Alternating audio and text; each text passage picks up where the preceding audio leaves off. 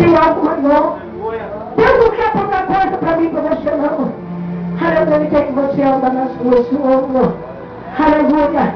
Ele quer andar, aleluia, lado a lado com você. Aleluia, louvado seja Deus, querido. E diz a Bíblia agora, louvado seja o nome do Senhor. E João está lá, aleluia, preso, pastor. Aleluia, mas aleluia, o nosso Jesus, Ele está vendo toda a necessidade do seu povo.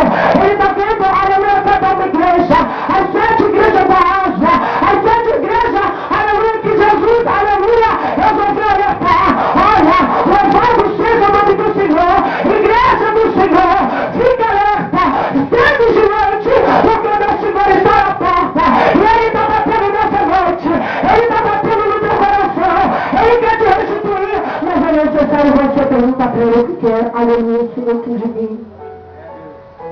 Ele está te perguntando nessa noite. Aleluia. Jesus quer te abençoar, mas é necessário, aleluia. O primeiro amigo é perguntar ao Senhor: Senhor, o que tu quer de mim? Às vezes o teu querer, amado, é tão pequeno na frente daquilo do que Deus quer fazer na sua vida. Às vezes Deus quer te dar uma vitória, aleluia, bem maior.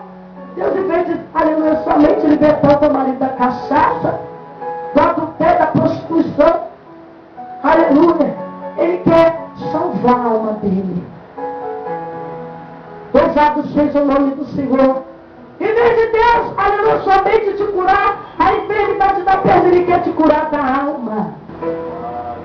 Então, aleluia, Deus tem coisa maior para você nessa noite. Deus tem coisa grande.